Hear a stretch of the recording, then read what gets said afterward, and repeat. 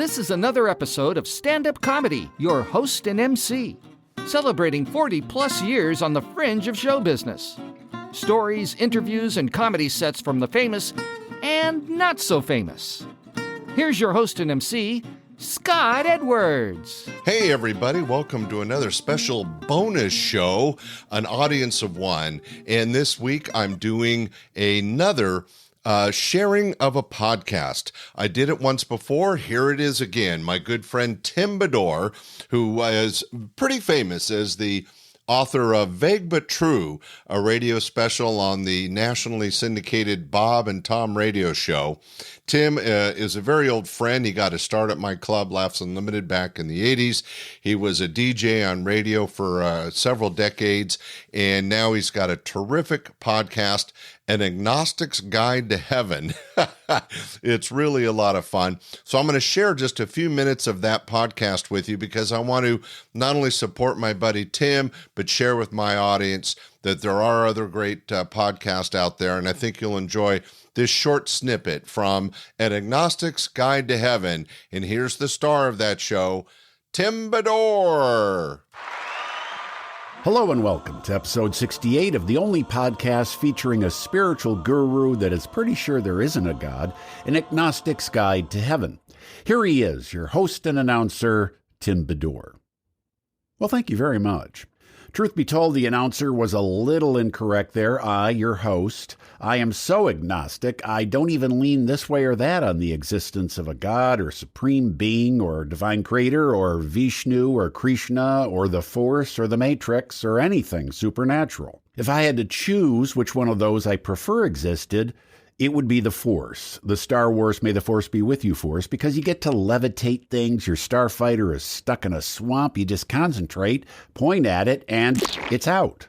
You can read people's minds, manipulate them into doing things that you want. I mean, that whole, these aren't the droids you are looking for, Obi-Wan Kenobi thing, very cool superpower to have.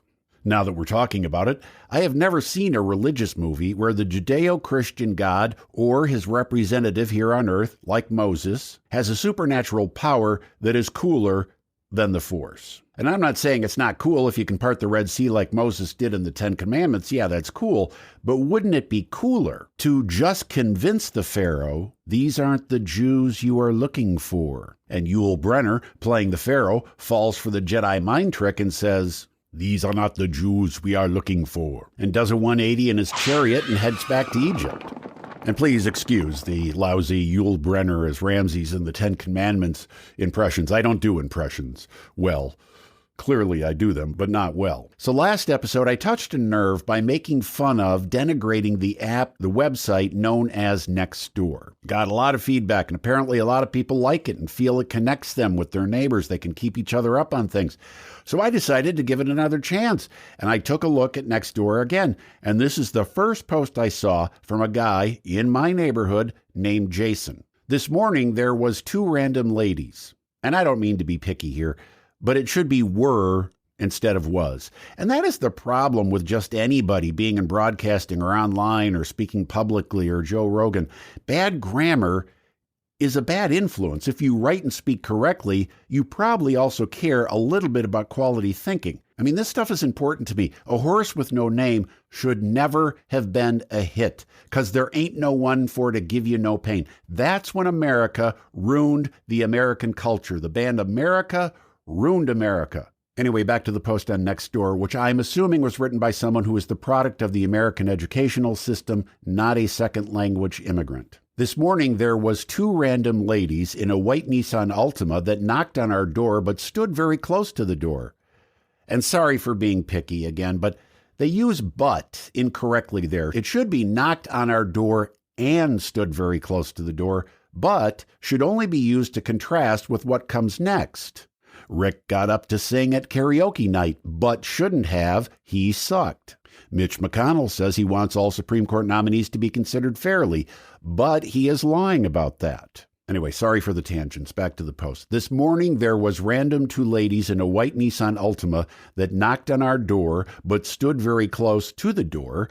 I asked, who is it? Without opening the door, they said they are looking for Magaline. He spells it Magaline.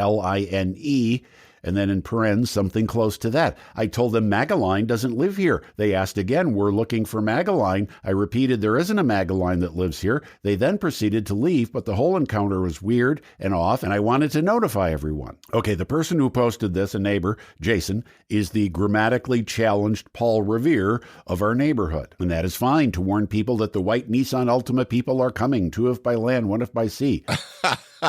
Well, Tim is got a really interesting podcast, and I think his issue with neighbors is very funny. We can all relate to it. But the most important thing is that hopefully you enjoyed that short snippet from the podcast, An Agnostic's Guide to Heaven. And if you get a chance, listen to it and share it because it's worth listening to. I just doubled myself. All right.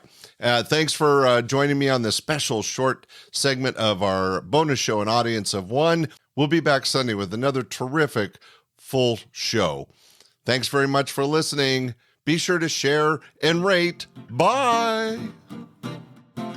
We hope you enjoyed this episode of Stand-Up Comedy, your host and MC. For information on the show, merchandise, and our sponsors, or to send comments to Scott, visit our website at www.standupyourhostandmc.com. Look for more episodes soon and enjoy the world of stand-up comedy. Visit a comedy showroom near you.